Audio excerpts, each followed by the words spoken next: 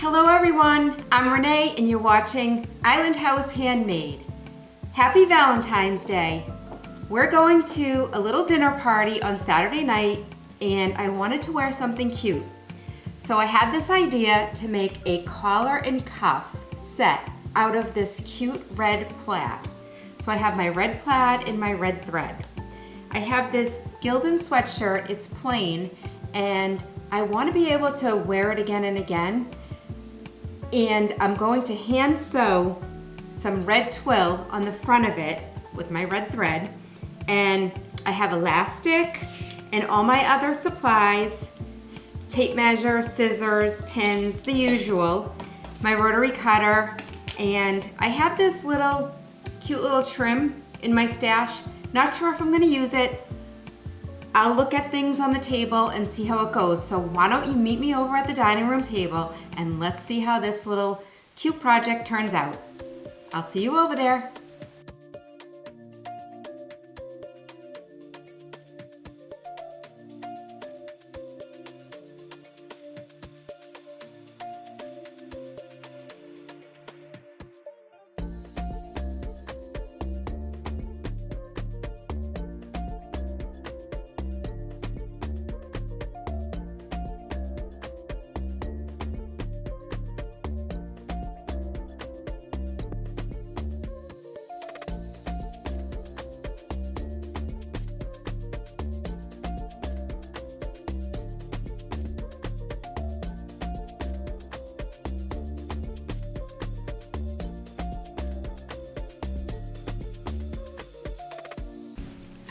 I started with outlining with my pins in the shape of a heart. I have 41 inches of twill tape that I've folded exactly in half. I'll start the middle by pinning it down. Just like this, and go around in the shape of these pins and outline in the shape of my heart.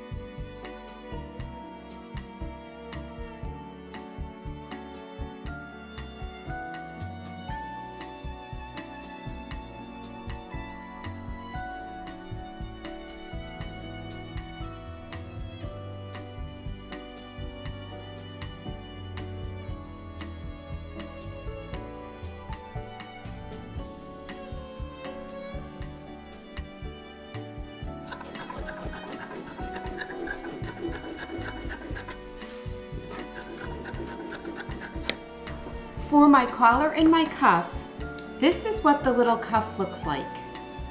Okay, it's just gonna go on and you just pop it underneath the sleeve and it looks like you have a cute shirt sticking out. So I have my piece here, this is the cuff piece, and I'll put the measurements down below. And then this is the same concept from the cuff that will be for the collar. So join the shortest seam, right sides together, and we'll sew that. I'll sew straight down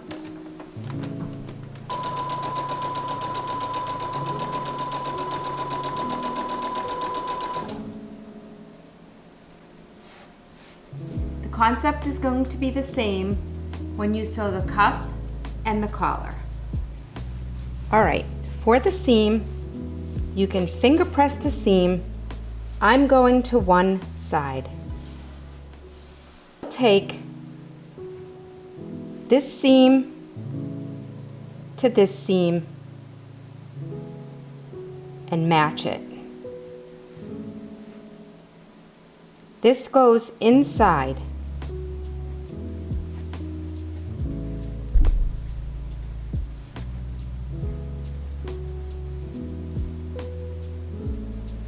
Take the two pieces here and here and pin.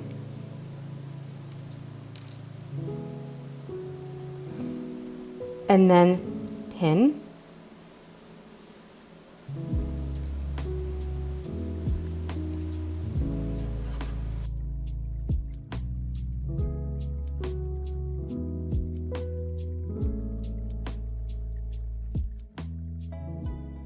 Make a continuous stitch.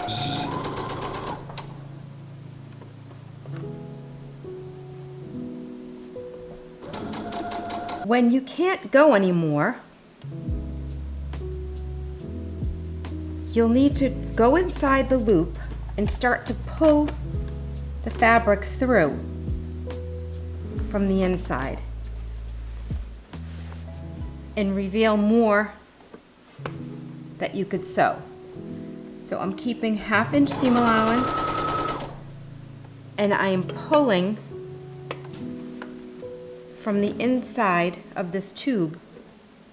I'm just pulling it and continuing to sew. It's kind of like exactly the same concept as making a scrunchie. So just keep pulling it out.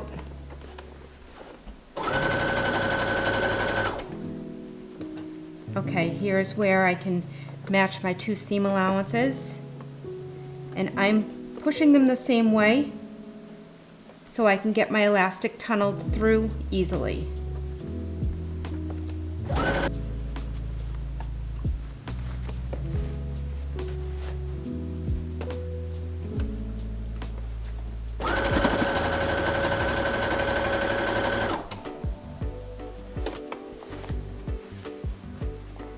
Okay, I'm almost back where I started. And here's where I started, and I will leave about 2 inches, block stitch and cut. All right, now in the space that we left open, go inside and we'll pull this out. And you'll pull all the fabric through.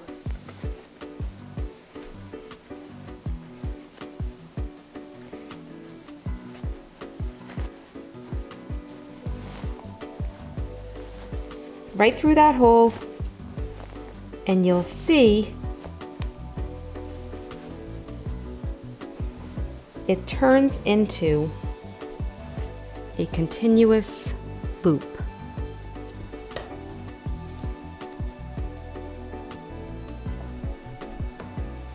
And here it is, pressed nice and flat.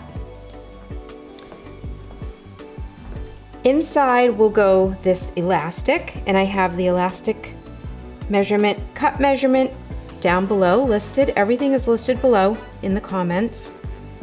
And now I will make my top stitch for the casing, and I will make the ruffle height. This will be the height that is sticking out of my shirt. The first stitch will be placed 1 3/4 below the folded edge. So this is the edge where the seam allowance is, and this will be the top edge along the fold. After I make one continuous top stitch 1 3/4 below, I will then make the casing for the elastic, and this is a 1/2 inch elastic, I'll make a 3/4 inch wide casing just to give me a little bit of leeway. And that's what I'll do over at the sewing machine.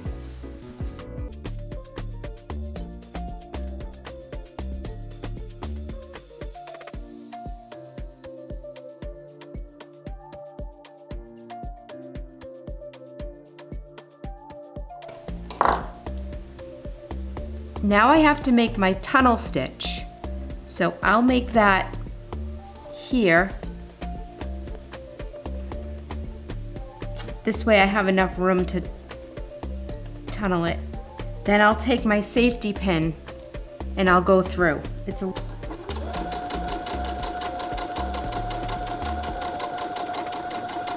It's time for me to insert the elastic. So through the opening down at the bottom, I'm going in. Okay, here's the end of my elastic. I'll use the big safety pin. I left room for me to go back up and get into this casing. So that's how I'll sneak this pin up in. And there you go. I'm in now into the casing with the pin.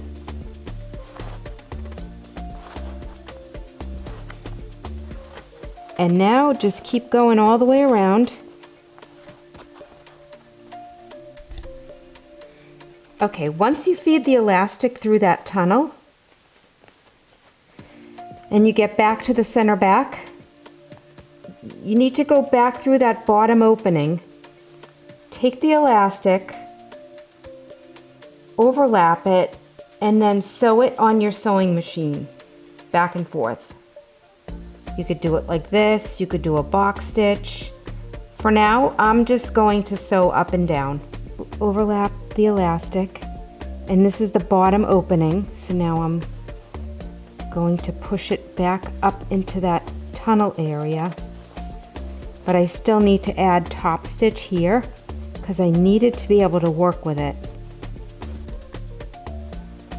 So here's where I stopped the casing, here and here. So now I just need to close up that, and the elastic is in here.